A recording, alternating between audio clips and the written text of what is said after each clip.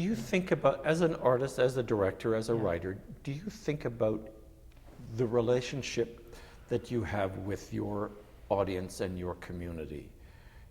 Do you just create and say, well, this is it? Or do you say, with Nightwood, we know we're playing to a certain audience in Toronto. With Parsborough, at the beginning, we knew we were playing to the stories of the community. Do we have, I'm talking about Canada, because I want to open it up into Canada now. Do we, the artists, have a relationship with the country beyond just wanting them to come and see our shows and hopefully pay our small salaries? Please, but are we also in a dialogue with the country as well, the people who work in the theatre?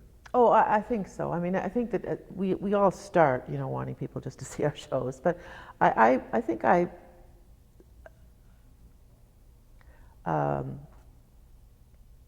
trying to think of the word, but the sense of place has always been very important to me. And place can be Parsborough, it can be Atlantic Canada, it can be Canada. It's coming from a spirit of place. In other words, things have to come from a specific place in order to reach a universal place, right? So you start with something very specific that you know well, but if you do it well enough, then, and it's specific enough, then it will have a value in and of itself.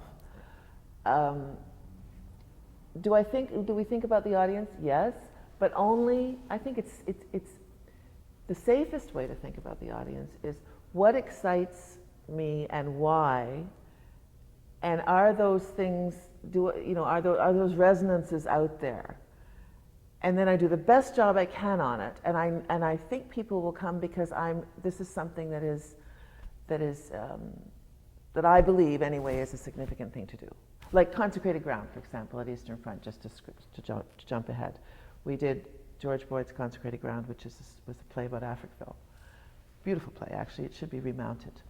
That's what Neptune should do. They should remount Consecrated Ground. That play was difficult to pull together in many ways, but it was a play that needed to be done.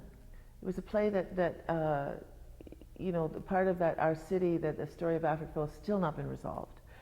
And the theater needed to reflect that. The theater needed to tell that story. And I'll just jump in. Africville is that part of Halifax that was bulldozed and removed to make way for the on-ramps and bridges. Yeah. And a community came to grief, and they happened to be black, and they happened to have been the escaped slaves from the United States. And what did we do? What did Halifax and what did Canada do as a country to treat them like that? That's the kind of capsule of Africville. Yeah, it's a little more complex than that, obviously. But yeah, it was a black community, very self-sufficient, very poor, but very self-sufficient, very proud.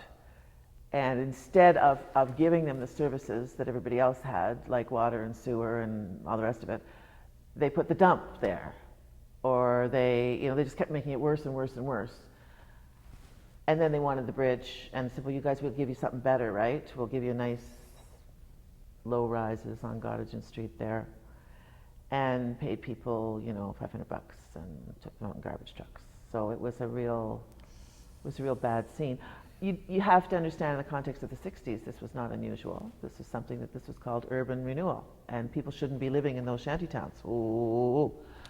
And no sense of respect for the community or anything like that. So definitely a blight, but not one that you need to know the complexities of in order to really make a drama out of it. And George Boyd certainly did, and it was good drama, and it was well done. And so that had an audience. Guess what? You do that play in Halifax, people come.